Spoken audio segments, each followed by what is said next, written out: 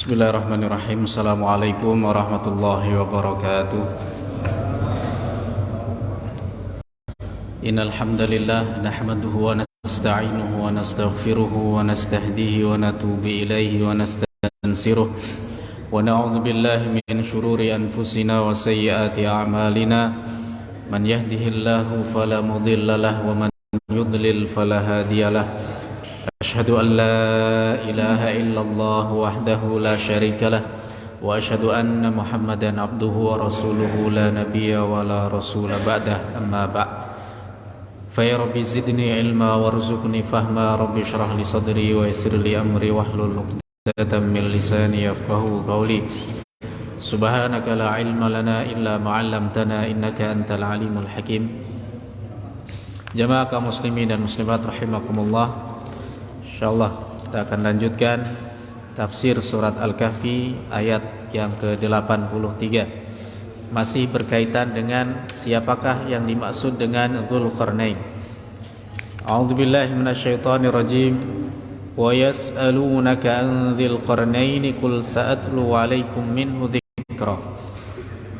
Mereka orang-orang bertanya kepadamu wahai Muhammad tentang Dzulqarnain. Katakanlah kepada mereka, sa'atlu akan aku bacakan alaikum kepada kalian minhu sebagian dari kisah Dzulqarnain. Dzikra artinya dzikra.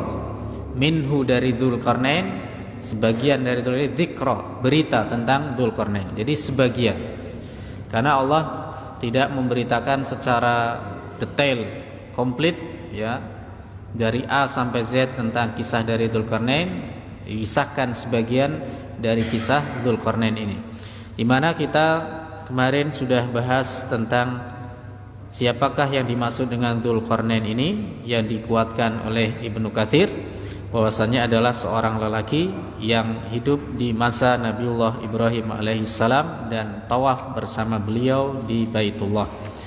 Meskipun ada pendapat yang lainnya yang mengatakan bahwasanya Dzulqarnain ini adalah Alexander the Great, murid dari Aristo, tetapi ini dilemahkan oleh oleh mayoritas dari kalangan para ulama. Baik, kemudian tentang apa sebab dinamakan dengan namanya ini menjadi Dzulqarnain. Dzu artinya adalah yang mempunyai. Ya, kemudian al-qarnu, al-qarn adalah tanduk, al-qarnaini maksudnya adalah bentuk mutsanna dari qarn, yaitu dua tanduk. Jadi Dzulqarnain secara bahasa adalah yang mempunyai dua tanduk. Al-Imam Az-Zajjaj dan Imam Al-Azhari mengatakan innama summiya dzalqarnaini, sesungguhnya dinamakan dengan sebutan Dzulqarnaini li'annahu balagha qarna syamsi min matla'iha wa qarna syamsi min maghribiha, yaitu karena beliau sampai pada tanduk matahari, yaitu tempat terbitnya matahari yang ada di sebelah timur. Kemudian dan beliau sampai pada tanduk matahari di sebelah bagian barat tempat matahari ini terbenam, di mana dikisahkan bahwa tempat matahari terbenam ini akan ditutup oleh sebuah lautan yang sangat luas, Al-Bahrul Muhit atau samudra yang sangat luas. Jadi kalau kita lihat secara atlas geografinya, kalau tempat terbitnya matahari dari sebelah timur, seakan-akan ada bagian bumi yang paling timur di kawasan samudra Pasifik, ya Al-Muhit Al-Hadi bahasa Arabnya. Jadi Pasifik ini nama Arabnya adalah Samudra Al-Muhit yang meliputi, Al-Hadi yang tenang. Jadi Samudra Pasifik ini relatif lebih tenang ombaknya dibandingkan dengan samudra yang lainnya. Kemudian kalau sebelah barat, ya bumi bagian barat itu kemudian ada Al-Muhit Al-Atlanti, samudra apa? Atlantik. Wallahu a'lam ya, tapi yang jelas itu kalau kita lihat secara atlas geografinya. Kemudian beliau ini sampai pada tanduk di mana tempat terbitnya matahari di sebelah timur dan tanduknya matahari di mana matahari ini terbenam. Nanti akan kita bahas pada ayat yang berikutnya insyaallah. Kemudian penamaan yang kedua, kenapa disebut sebagai Dzulqarnain yang mempunyai dua tanduk? Innahu kana lahu dhafiratan min sya'rin, karena beliau mempunyai dua kuncir di kepalanya. Ini dua kuncir rambutnya ini ada ini di kepalanya ini, yaitu sebelah kanan dan sebelah kiri. Dan tentu rambut orang dulu ini panjang-panjang, maka untuk mengikatnya ini adalah dikuncir. Bahkan Rasulullah mengikat rambutnya, mengepang rambutnya ketika beliau masuk ketika peristiwa Fathu Makkah. Beliau pakai imamah dan beliau pakai helm, ya, ketika masuk peristiwa Fathu Makkah. Di sini salah satu cara orang dimana ketika rambutnya ini panjang untuk merapikannya itu ada sebagian yang diikat atau dikepang, ya, seperti itu. Nah, ini ada ikatan kuncir di rambut beliau, ya, sebelah kanan dan sebelah kiri seperti ini, ya. Itu Dzulqarnain, sehingga kepangnya ini membentuk seperti sebuah tanduk, ya, seperti itu. Maka dinamakan Dzulqarnain. Baik. Kemudian karena apa, di sini orang Arab menyebut kepang rambut ini atau kuncir rambut ini dengan sebutan qarn, seperti seakan-akan dia punya tanduk. Ini sudah maklum di kalangan orang Arab, dipahami demikian. Baik, itu penamaan yang kedua karena beliau mempunyai dua kuncir rambut di atas, artinya di kepala beliau. Kemudian yang ketiga, ya, kenapa dinamakan Dzulqarnain? Innahu ra'a, dia melihat fi awwali mulkihi, pada awal memerintah sebagai seorang raja yang berkuasa, ka'annahu qabidun ala qarnai asy-syamsi, maka seakan-akan beliau ini diberikan kekuasaan oleh Allah, kekuatan di mana bisa memegang dua tanduk matahari. Jadi Allah berikan ini sebuah gambaran, ya. Beliau bisa melihat seakan-akan beliau ini memegang tempat terbitnya matahari dan juga tempat terbenamnya matahari. Ya. Karena tempat terbit dan tempat terbenam ini dalam sebuah hadis dikatakan juga qarnu syamsi, atau Rasulullah pernah bersabda, yaitu pernah saya sampaikan, janganlah kalian sholat ketika matahari ini di antara dua tanduk syaitan, yaitu ketika matahari ini sudah hampir ini tenggelam. Seperti itu waktu yang diharamkan untuk sholat, salah satunya adalah setelah subuh, ya, sampai matahari betul-betul terbit, kemudian angkat sekitar satu tombak, kemudian matahari betul-betul tenggelam, ya, sebelum tenggelam sampai betul-betul dia tenggelam atau masuk waktu maghrib atau ba'da asar sampai maghrib. Ya, itu kecuali sholat yang ada sebab. Ya, sholat yang ada sebab seperti sholat jenazah. Ini kalau umpamanya sholat jenazah disolatkan ba'da asar, bagaimana?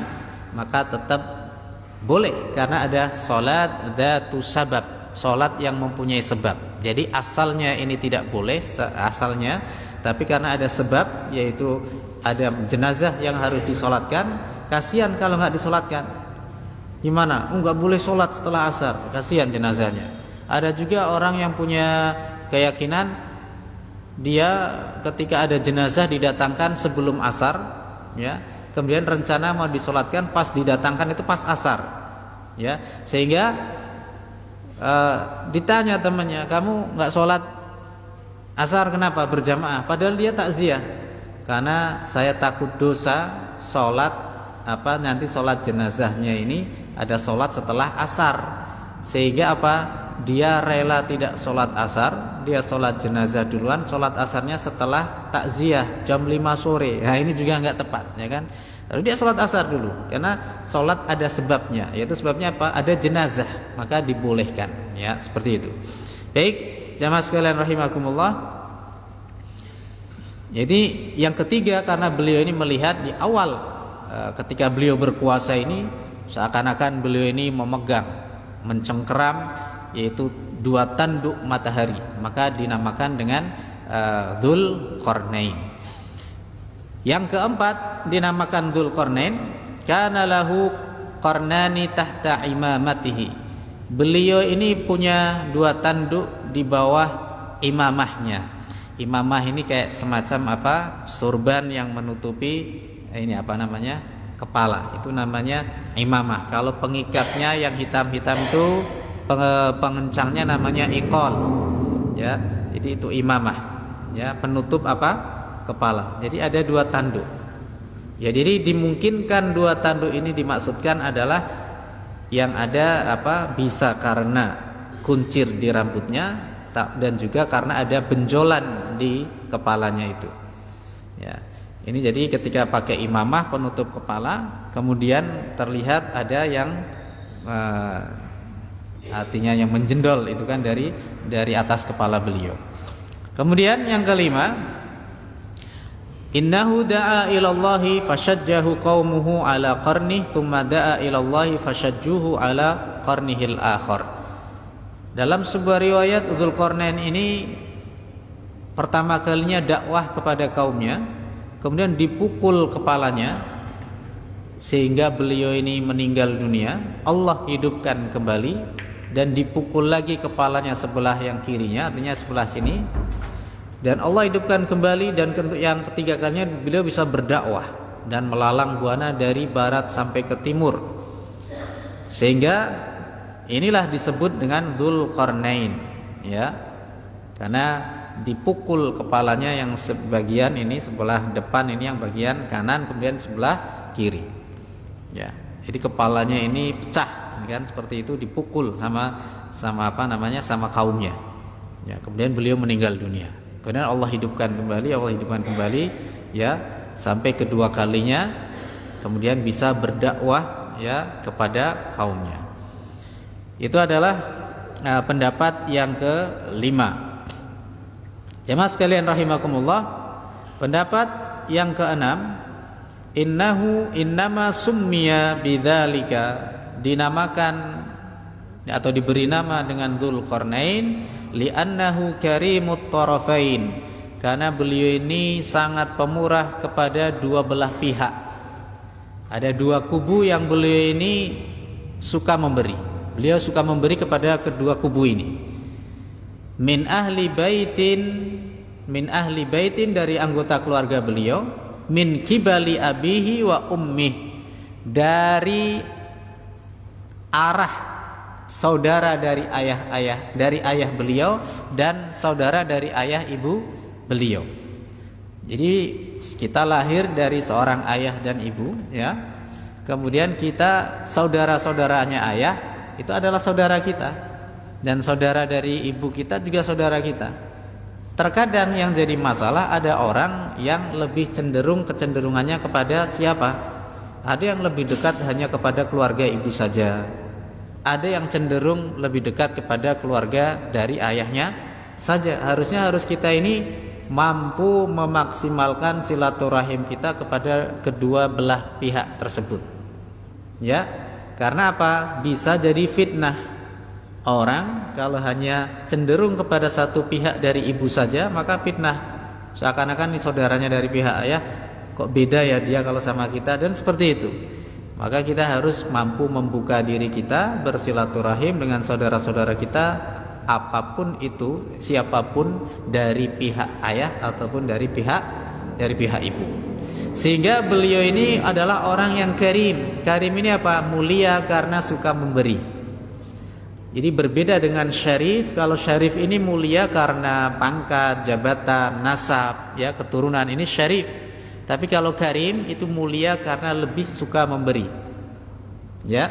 Jadi makna karim dan syarif itu sama-sama mulia. Tapi kalau karim mulia karena suka memberi, suka bersedekah. Tapi kalau syarif ini karena nasabnya, karena keturunan, karena pangkatnya, status sosialnya, itu syarif, ya. Kita tahu karim itu mulia karena suka memberi. Jadi orang Arab menyebut orang yang suka memberi ini orang yang mulia. Ya, bukan karena dia tidak melihat nasabnya seperti apa, status sosialnya apa, enggak, jabatannya apa, enggak, tapi karena dia orang yang suka memberi meskipun dia orang biasa-biasa saja, maka disebut sebagai karim. Makanya Allah mengatakan Iqra wa rabbukal akram, bacalah, dan Tuhanmu ini adalah yang maha karim, yang paling mulia. Artinya Allah yang suka memberi kepada siapapun hambanya, tidak melihat itu orang yang mukmin ataupun yang kafir. Kalau seandainya dunia ini sama timbangannya dengan satu sayap dari seekor nyamuk, maka sungguh niscaya Allah ini ma sakallahul kafir syurbatama. Kalau seandainya dunia ini, kenikmatan dunia yang ada ini, ya, seluruh dunia seisinya ini, itu kalau ditimbang, kata Allah, ya, kata Rasulullah, ya, dalam sebuah hadis, ini ditimbang dengan satu sayapnya nyamuk. Kita ngeplak nyamuk, ya kan, kita mungkin udah nggak lihat mana lagi ini sayapnya, enggak. Jadi ada satu sayap nyamuk itu ringan sekali, bahkan mungkin kita nggak akan berasa kalau kita ini mengangkat sayapnya seekor nyamuk. Nyamuknya saja kita nggak berasa, digigit aja kita mungkin nggak berasa, ya kan? Tapi itulah gambarannya dunia, kenikmatan dunia ini adalah tidak seberat, tidak sampai beratnya itu sayapnya seekor nyamuk, satu sayapnya saja. Kalau seandainya sama, maka sungguh Allah tidak akan memberikan kepada orang kafir satu teguk air saja. Karena apa? Dunia itu hina, dunia itu rendah, dunia ini sementara. Maka kenikmatan-kenikmatan dunia yang kita miliki, yang kita nikmati ini sejujurnya itu hakikatnya adalah titipan dari Allah untuk menguji kita, apakah kita termasuk orang yang pandai bersyukur atau kita ini adalah orang yang kufur, tidak mensyukuri nikmat Allah. Bagaimana cara mensyukuri nikmat Allah? Kalau Allah sudah mudahkan kita secara dunia, maka seharusnya untuk urusan akhirat kita juga lebih giat, semangat untuk beribadah dan beramal soleh. Karena apa? Sungguh akhirat tidak bisa dibandingkan dengan dunia yang sangat sementara ini. Walal akhiratu khairul laka minal ula, dan sungguh akhirat ini lebih baik daripada yang semula, daripada yang pertama yaitu dunia.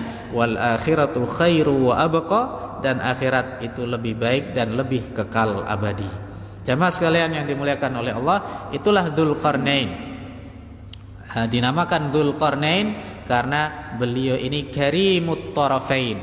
Beliau ini sangat pemberi kepada kedua belah pihak, dari saudara, dari ayah, dari pihak ayah, dan juga dari saudara-saudara dari pihak ibu. Jangan sampai kita ini berat sebelah, karena semuanya adalah saudara-saudara kita. Kalau kita ingin zakat, atau kita ingin bersedekah, ya kan, maka harus kita ini keduanya itu harus mendapatkan bagian yang artinya yang bisa menghindari daripada terjadinya fitnah.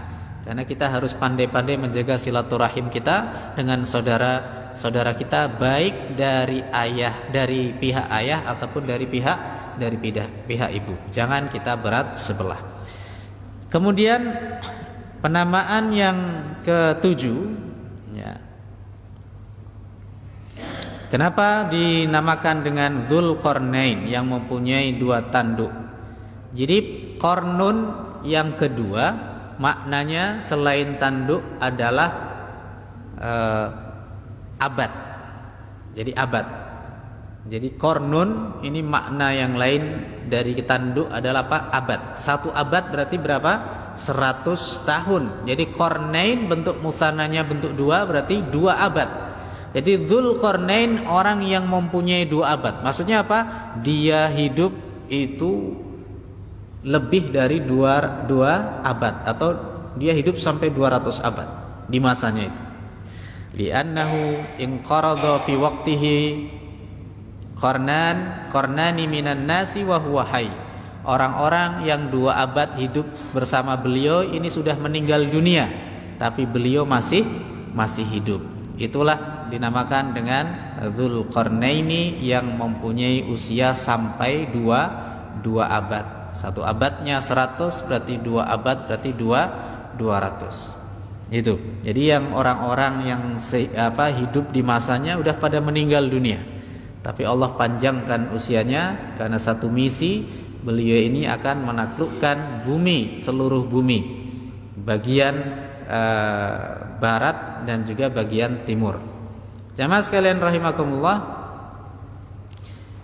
ada sebuah hadis dari Rasulullah sallallahu alaihi wasallam yang diriwayatkan oleh sahabat Ibnu Abbas radhiyallahu anhuma. Malikul ardi arba'ah. Rajanya bumi, rajanya dunia ini ada empat. Jadi orang yang menguasai seluruh bumi ini ada empat. Dulu. Jadi tidak ada orang sampai sekarang ini menguasai bumi itu sampai seluruh dunia bumi ini dia kuasai. Rasulullah bersabda dalam riwayat Ibnu Abbas, ya, Malikul ardi arba'ah. Rajanya bumi, rajanya dunia ini ada empat. Yang menguasai seluruh bagian bumi baik dari barat sampai timur ini ada empat. Ya. Jadi dua di antaranya mukminani wa kafiran. Dua di antaranya adalah orang mukmin dan yang lainnya adalah orang kafir. Mukminani wa kafirani. Dua raja yang beriman dan dua raja yang lainnya ini tidak beriman. Fal mukminani, raja yang mukmin, maka raja yang mukmin, dua raja yang mukmin yang beriman ini siapa? Mereka yang pertama adalah Sulaiman ibnu Dawud alaihi wassalam, yaitu Sulaiman bin Dawud alaihi salam, yaitu Nabiullah Sulaiman alaihi salam. Beliau menguasai seluruh bumi dari barat sampai timur. Dan Allah taklukkan bagi beliau seluruh binatang, angin, jin, manusia, semuanya. Ya, ditaklukkan. Allah taklukkan untuk siapa? Untuk Nabiullah Sulaiman alaihi salam. Seluruh bumi dalam genggamannya. Ya. Nabi Sulaiman. Yang kedua adalah Dzulqarnain. Fal mu'minani Sulaiman ibnu Dawud wa Dzulqarnain. Yang kedua adalah Dzulqarnain. Karena beliau adalah orang yang mampu menaklukkan bumi baik dari bagian barat sampai yang timur.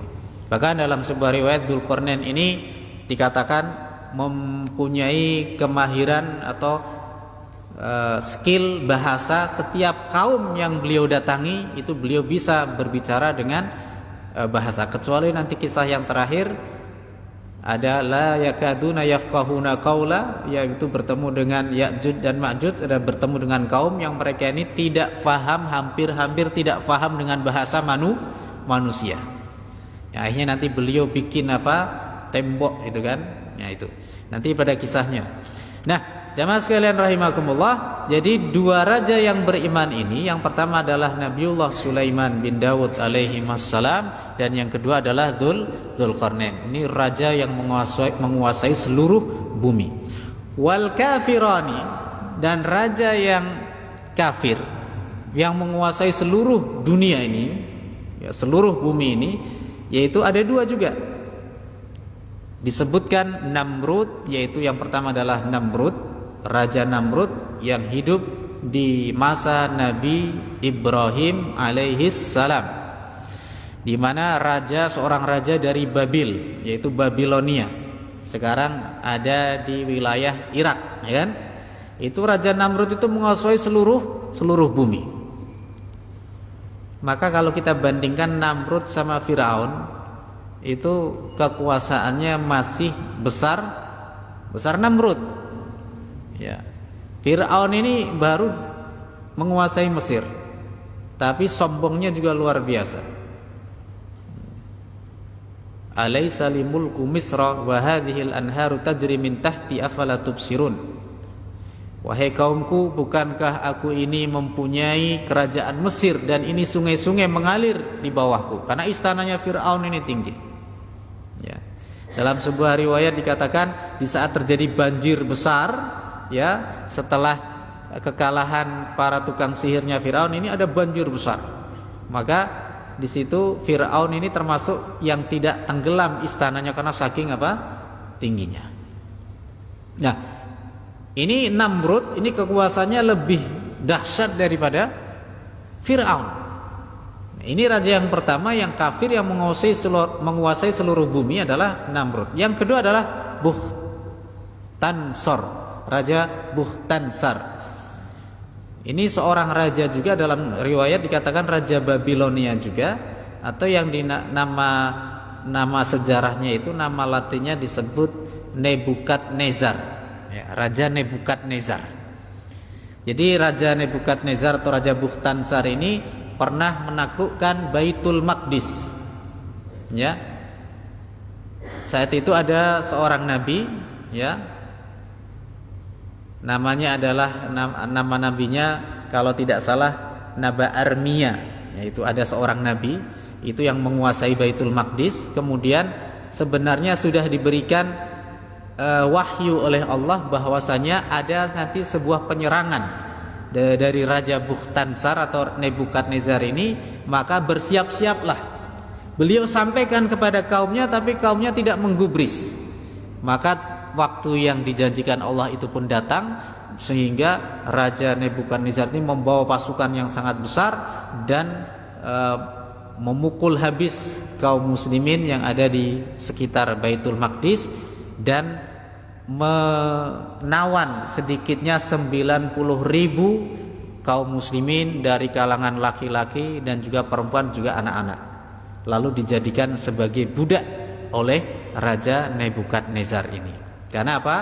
Ini hasil dari buah tangan mereka, yaitu buah dari amal mereka, diperingatkan oleh nabi mereka, tetapi mereka ini tidak menggubris dan mengindahkan nasihat dari nabi mereka, sehingga mereka tidak mempersiapkan diri dan Baitul Maqdis pun ditaklukkan oleh raja yang kafir, yaitu Nebukadnezar atau Bukhtansar ini. Dan sedikitnya ada 90.000 keturunan dari Nabi Daud, Nabi Yakub itu kemudian dijadikan sebagai dijadikan sebagai para budak.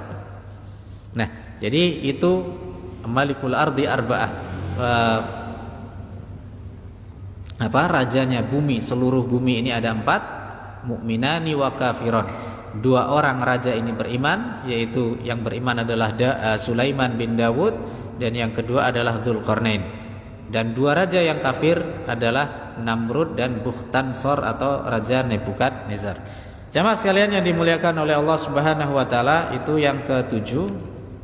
Karena beliau ini hidup selama 2 abad, di mana teman-teman yang seusianya, sebayanya ini sudah pada meninggal, sedangkan Dzulqarnain ini masih hidup. Kemudian yang berikutnya, yang ke-8 adalah qila li annahu u'tiya ilma dhahiri wal batin. Beliau ini diberikan oleh Allah ilmu zahir dan juga ilmu batin.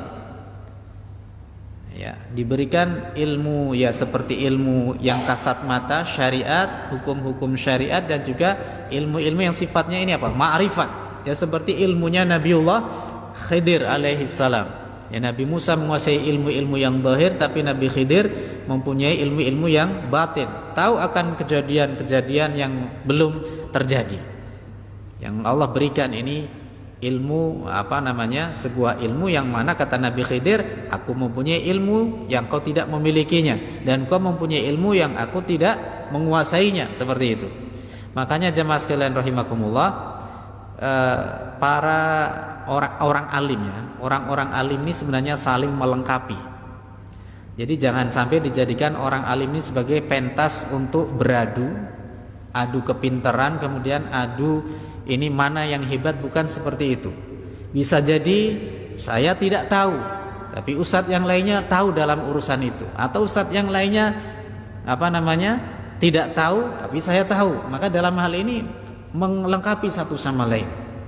Itulah akhlak seorang alim, ya kan, seperti itu. Bukan menjadikan alim ini sebagai bentuk persaingan dan lain sebagainya, bukan seperti itu. Bisa jadi memang ilmu penyakit seperti itu menjangkit, bisa jadi. Tetapi kalau insya Allah Allah bersihkan hati kita, maka kita akan memakluminya. Bahwasanya apa? Setiap orang memang sudah diberikan kelebihannya masing-masing dan mempunyai kekurangan masing-masing. Bisa jadi saya tahu dalam satu hal, tapi saya tidak tahu dalam beberapa hal yang lain. Atau orang alim yang lain, atau ustadz yang lain mengetahui hal yang tidak tahu dalam hal yang lain, dalam hal sesuatu, tapi saya tahu. Jadi seperti itu.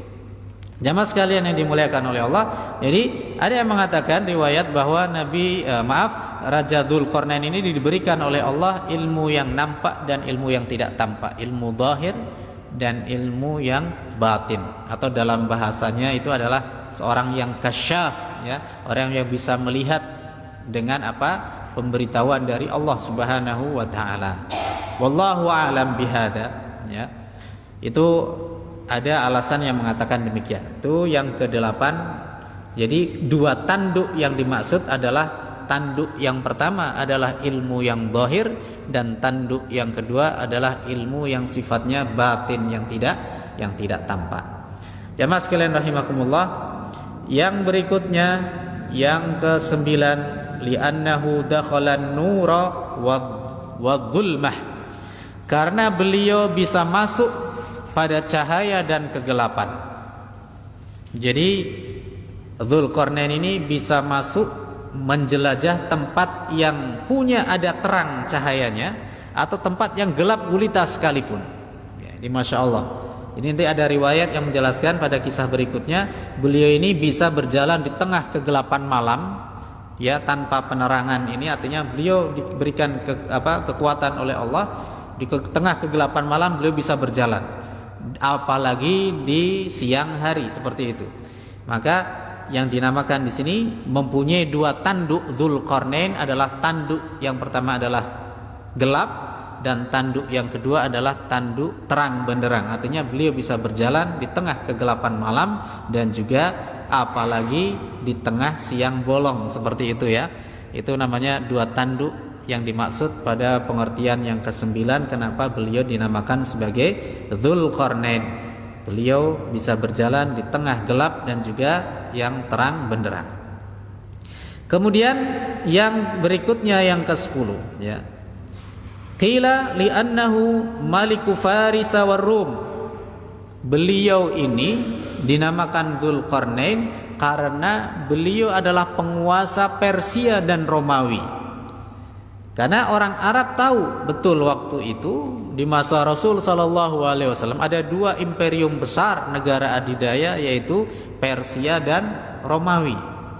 Tetapi salah satu yang Allah berikan kelebihan kepada bangsa Arab, Hijaz yang sekarang Arab Saudi wilayahnya, itu tidak pernah dijajah, padahal diapit oleh 2 imperium besar, yaitu Persia dan Romawi, tapi tidak pernah terjajah, ya. Malah justru bisa menaklukkan kedua imperium besar tadi, ya.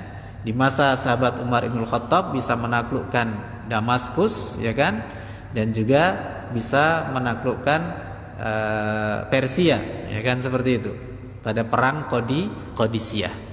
Jadi menyebutnya 2 imperium besar, 2 tanduk yang dimaksud adalah 2 imperium besar. Kerajaan terbesar saat itu adalah Persia dan Romawi, karena beliau bisa menjadi seorang raja yang menguasai Romawi yang ada di sebelah barat dan Persia yang ada di sebelah timur, ya. Jadi seakan-akan saat itu Bapak Ibu sekalian, kalau bisa menguasai Persia Romawi, udah dia raja yang sesungguhnya, ya, seperti itu. Maka dinamakan dengan Dzulqarnain. Kemudian ada juga yang mengatakan, ya, pendapat yang ke-11, qila dikatakan li'annahu malikur Rumi wa Turk, karena beliau Dzulqarnain ini adalah rajanya Romawi dan Turk, orang-orang Turk, orang-orang Turki, orang-orang Asia Timur juga. Jadi sebenarnya orang-orang Turki, ya, orang-orang Asia pada umumnya itu adalah, kalau kita melihat dari silsilahnya menurut sejarawan Muslim, kita ini keturunan dari anaknya Nabi Nuh, yaitu Yafith. Maka ada Ham, ada Sam, ada Ham, ada Yafith. Kalau Sam ini adalah bapaknya orang Arab dan bapaknya orang Romawi, kulit putih orang Arab, hidungnya mancung-mancung, kulitnya bersih putih. Kemudian Ham, Abul Aswad, bapaknya orang kulit hitam, ya. Kemudian ada Yafith, bapaknya orang Turki, Abu Turk, dan orang Asia pada umumnya itu adalah termasuk kita. Ini adalah termasuk dari keturunan dari Yafith bin Nuh alaihi salam. Maka dikatakan dinamakan Dzulqarnain karena beliau adalah raja Romawi dan Turk, orang-orang Turki, orang-orang Asia jauh seperti itu.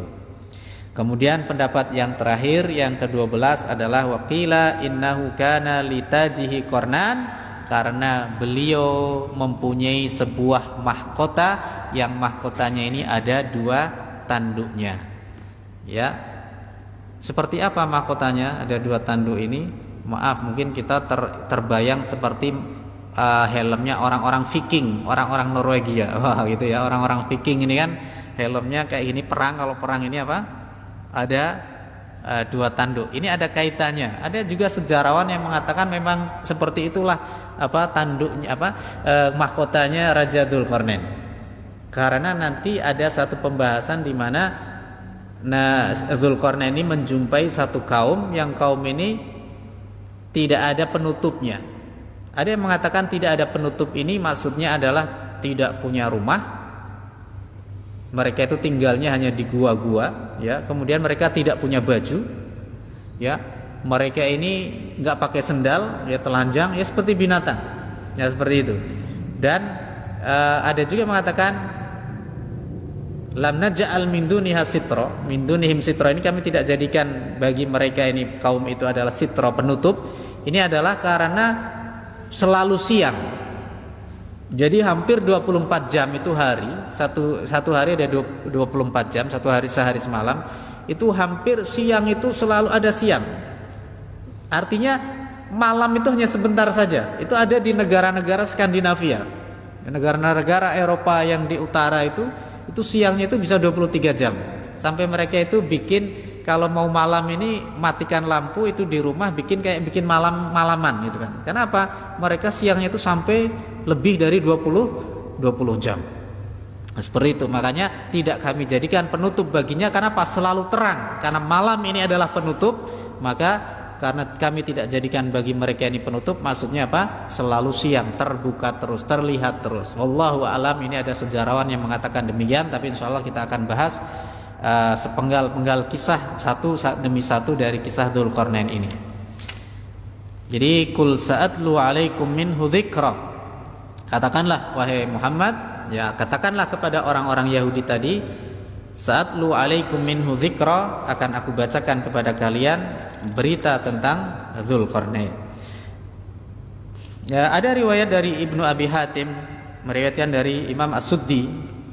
Beliau berkata, qalatil yahud lin nabi sallallahu alaihi wasallam. Orang-orang Yahudi ini bertanya, ya, berkata kepada Rasulullah sallallahu alaihi wasallam, kepada Nabi sallallahu alaihi wasallam, "Ya Muhammad, wahai Muhammad, innama tadhkuru Ibrahim." Sesungguhnya dirimu ini menyebutkan Ibrahim, wa Musa, wa Isa, wan nabiyyin, dan para nabi. Kau sudah menyebutkan Ibrahim, Musa, Isa, dan nabi-nabi yang lainnya. Innaka sami'ta dzikrahum minna. Kamu itu taunya berita itu kan dari kita, dari orang-orang Yahudi. Ya, orang Yahudi ini nggak mau kalah. Ya. Kamu ini taunya kan dari kita, dari Taurat, yang seperti itu. Fa akhbirna an nabiyyin lam yadhkurhu Allahu fit Taurah illa fi makanin wahid. Maka beritahu kepada kami tentang seorang nabi yang Allah tidak menyebutkan dalam kitab Taurat kecuali pada satu tempat saja, cuman satu saja. Artinya dalam satu tempat, artinya dalam satu ayat saja menyebutkan itu, ya. Atau dalam satu surat saja, tidak disebutkan yang lainnya. Ini kan seperti kisah Dzulqarnain ini kan. Ya, artinya disebutkan hanya ada di surah Al-Kahfi. Qala wa man huwa, ya. Siapa dia? Ya. Nabi bertanya, siapa orang yang dimaksud? Ini orang-orang Yahudi bilangnya Nabi. Jadi mengakui, sebagian orang Yahudi meyakini bahwa Dzulqarnain seorang Nabi. Tapi kalau, makanya ada pendapat juga mengatakan Dzulqarnain seorang Nabi. Tapi pendapat yang kuat adalah hanya seorang hamba yang saleh, bukan seorang Nabi. Allahu a'lam bihadza. Nabi bertanya, siapa orang lelaki yang kau maksud itu? Yang hanya disebutkan di dalam kitab Taurat hanya pada satu tempat saja. Maka Nabi bertanya kepada orang Yahudi itu, qalu, orang Yahudi menjawab, Dzulqarnain. Orang itu adalah Dzulqarnain. Qala, maka Rasulullah menjawab, ma balaghani anhu syai'. Belum sampai berita tentangnya kepadaku. Ya, jadi Rasulullah jujur, belum sampai beritanya itu kepadaku. Fa kharaju farihin. Maka orang-orang Yahudi ini pulang, ya, sambil sukacita. Kenapa? Nah, Muhammad kalah ini ilmunya, ya, dites, gitu kan. Coba berita Dzulqarnain kamu tahu nggak? Belum ada sampai berita itu kepadaku, belum sampai berita tentang orang itu. Ya. Maka setelah itu jamaah sekalian rahimakumullah, orang-orang Yahudi ini pulang farihin, ya, dalam keadaan sukacita, senang. Qad ghalabu fi anfusihim. Mereka merasa sudah menang dalam jiwa-jiwa mereka. Falam yablughu babal bait. Maka mereka belum sampai pada pintu rumah mereka, lagi mau masuk di depan pintu rumah mereka, hatta nazala Jibril, sehingga Jibril datang turun kepada Nabi, biha ulail ayat wa yas'alunaka an Dzulqarnaini. Maka Allah menjawab pertanyaan mereka ini, wa yas'alunaka an Dzulqarnaini, dan orang-orang Yahudi itu bertanya kepadamu tentang Dzulqarnain. Maka qul sa'atlu 'alaikum minhu dzikra. Katakanlah kepada mereka, akan aku bacakan beritanya tentang Dzulqarnain. Maka orang Yahudi ini tidak jadi senang. Jadi mereka menganggap sudah menang, ya kan? Tapi ternyata tidak. Jemaah sekalian rahimakumullah. Sebenarnya pembahasan orang Yahudi ini lebih berkutat kepada masalah-masalah cerita-cerita lama, akidah mereka ini. Sebenarnya Islam ini seakan-akan kalau kita perhatikan, akidah ini sudah selesai di masa Makkah 13 tahun. Kalaupun ada pengokohan akidah di Madinah ada, tetapi Islam sudah berkembang jadi sebuah konsep negara, ya. Ada berbicara tentang hukum, ya, muamalah, ya. Kemudian berbicara tentang ibadah, itu ada di Madinah. Di saat orang-orang Yahudi ini lagi resek-reseknya tentang masalah kisah-kisah masa lampau, umat Islam sudah membahas sebuah hukum, ya kan? Artinya sebuah konsep negara. Maka sebenarnya kita ini meninggalkan jauh orang-orang Yahudi ini. Makanya jemaah sekalian rahimakumullah, kalau jadi seorang muslim, jangan hanya membanggakan kepada saya punya guru ada orang soleh seperti ini, di kelompok kami ini ada orang soleh yang seperti ini, yang karomahnya seperti ini. Bukan masalah itu lagi yang kita banggakan. Oke lah, kita berbangga demikian, tapi bagaimana kita bisa memperbaiki diri kita, memahami hukum-hukum ini seperti yang dilakukan oleh Rasulullah. Bukan zamannya lagi kita, saya ini guru saya ini hebat dan lainnya. Tidak masalah. Cuman seharusnya kalau memang betul punya seorang guru yang hebat, maka engkau pun juga dihebatkan dengan ilmu-ilmu yang bermanfaat, yang bisa memperbaiki iman dan Islam kita. Seperti itu, harusnya seperti itu. Jadi bukan zamannya kita ini saya punya guru, ya, dipukul tidak mempan dan lain sebagainya, itu ya. Bukan zamannya seperti itu. Kita sudah pada konsep kita membahas yang lebih jauh daripada itu. Ya, lebih maju kita kan. Karena kalau seperti itu, maaf, seperti perangainya orang-orang Yahudi yang masih membahas masalah Dzulqarnain, masalah membahas Ibrahim, Nabi Ibrahim, itu mereka mendebatnya Nabi seperti itu, ya kan? Padahal Nabi ketika hadir ke Madinah membuat sebuah konsep ya, sebuah negara yang disebut umat Islam, ya, berkuasa, kemudian mengatur pemerintahan seperti itu. Kita udah maju, tapi orang Yahudi reseknya itu nanyanya yang gitu-gituan, gitu kan? Ini udah selesai, gitu. Ya. Baik jamaah sekalian rahimakumullah, seperti kisah tentang turunnya surat Al-Kahfi ayat yang ke-83, wa yas'alunaka an Dzulqarnaini qul sa'atlu 'alaikum minhu dzikra. Jamaah sekalian yang dimuliakan oleh Allah Subhanahu wa taala, itulah sebab-sebab di mana dikatakan tentang kenapa dinamakan dengan Dzulqarnain yang mempunyai dua tanduk. Insyaallah akan kita lanjutkan pada pertemuan atau kesempatan yang lainnya. Ayat ke-80 dan seterusnya tentang kisah pengembaraan dari Raja Dzulqarnain. Itu saja yang bisa saya sampaikan, mudah-mudahan bermanfaat. Kita akhiri dengan kafaratul majlis. Subhanakallahumma wa bihamdika asyhadu an la ilaha illa anta astaghfiruka wa atubu ilaik. Assalamualaikum warahmatullahi wabarakatuh.